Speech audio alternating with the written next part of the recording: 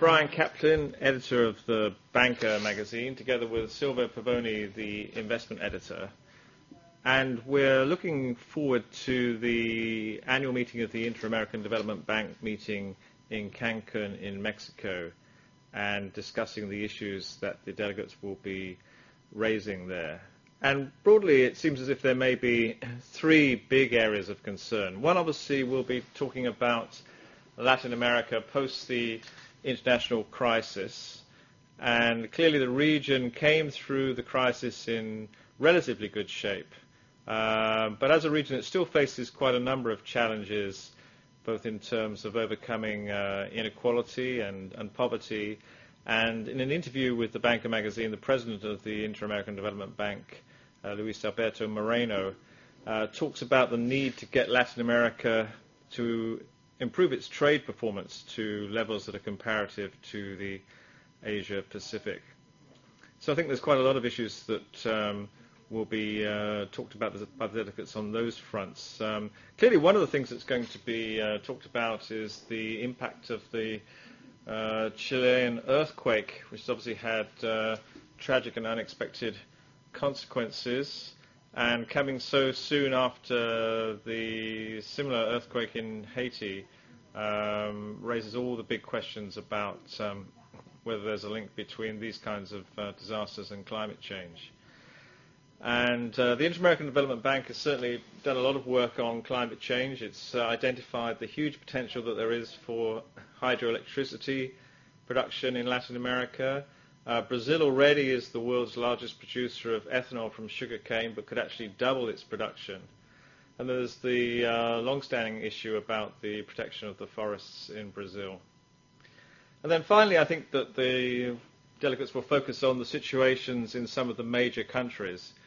So, for example, Mexico, of course, with its dependence on the US for markets.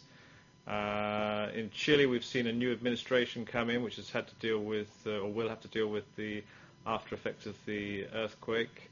In Argentina, we've seen some dramatic events with the dismissal of the central bank governor, Martin Redrado.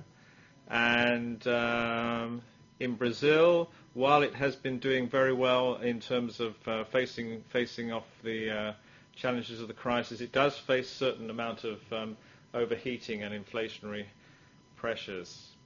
So, Sylvia, since the meeting is in Cancun in Mexico, there has been discussion about whether Mexico should have rightly been included in the BRIC category when Jim O'Neill invented it at Goldman Sachs all those years ago. Do you think that's a valid assertion? Well, it is certainly a valid point to discuss. Mexico is always compared to Brazil as which of the two countries should represent Latin America as the leading international financial center. And so far, Brazil is the one that has clearly emerged as the winner in this kind of competition. But if we look at indicators that perhaps not many of us maybe have kind of studied, Mexico comes across as presenting a good potential for growth, especially in financial markets, especially in if we look at the stock market capitalization or the foreign listings as a percentage of total listings, or just simply at the total numbers for new foreign listings. So the Mexican also banking sector presents a lot of possibility for growth. It is an inefficient market with really high interest rates. It's not as easy to actually start a new banking operation coming from outside of the country. So for the ones willing to embark on such undertaking, then this really country could present some interesting growth potential, and it could become a real challenger to Brazil, representing the region's leading financial center. And of course, there'll be a lot of focus on Chile in the light of Yes. the earthquake, of course. I mean, Chile has come through the crisis in relatively good shape. Yes. The budget's in good situation, and we now have a new administration, rather an unexpected development on the political front. How do you see things panning out in Chile? Well, Sebastián Piñera, who is the new president, will be new president by the time the IDB meeting will start, has set up his campaign focusing on microeconomic issues. So the macroeconomic issues of Chile has been well known and have been good ambassadors for the cause of Chile around the world, but there still are many issues to be solved at the micro level. So how to speed up the timings and the ease of setting up a new business.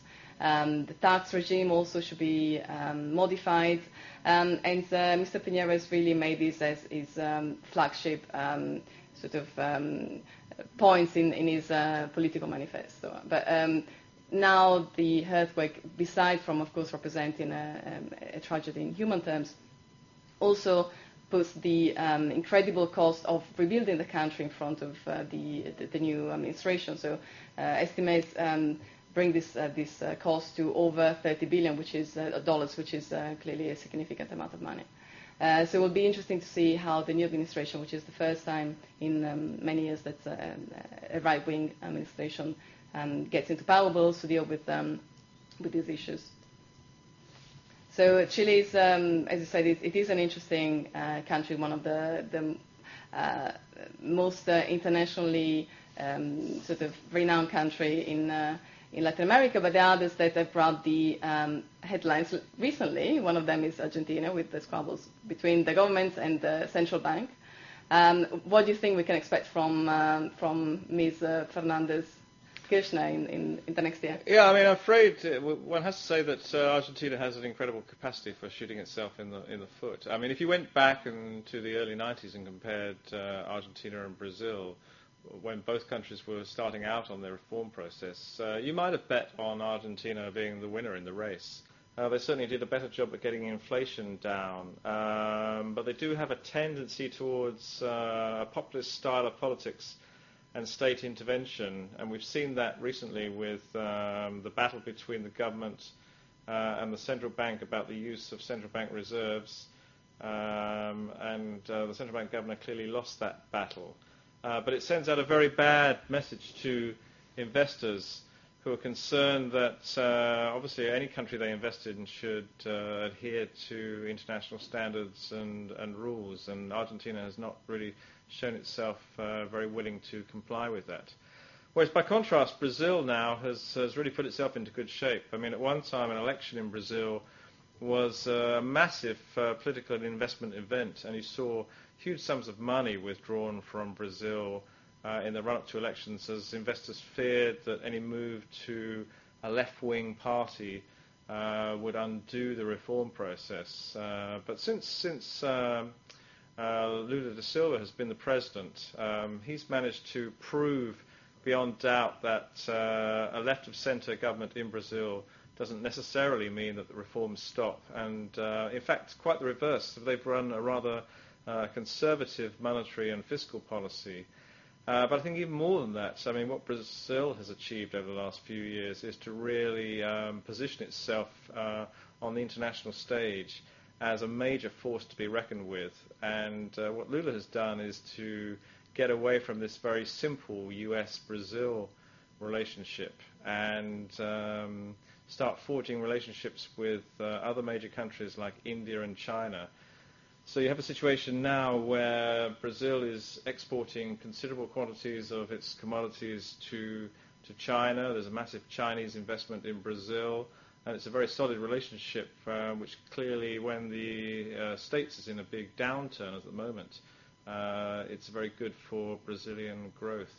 So I think that's one of the things that people will want to talk about at the meeting, is the extent to which Latin America can diversify itself away from this historical dependence on America as its main market and forge relationships with the rest of the world. And that's a really good point, actually, Brian, for Mexico, because while Brazil could export their commodities to other markets, the Mexican economy was based on leveraging on their chip manufacturing for the US. While Lula da Silva managed to have an important political clout, perhaps that didn't happen so in the same way for Mexico. So that there will be something to look out for in the future to assess whether Mexico will become a major international financial center that is able to compete with Brazil. Okay, Silva, well, we look forward to hearing your reports from Cancun and see what the delegates have to say on that. Thanks very much. Thank you.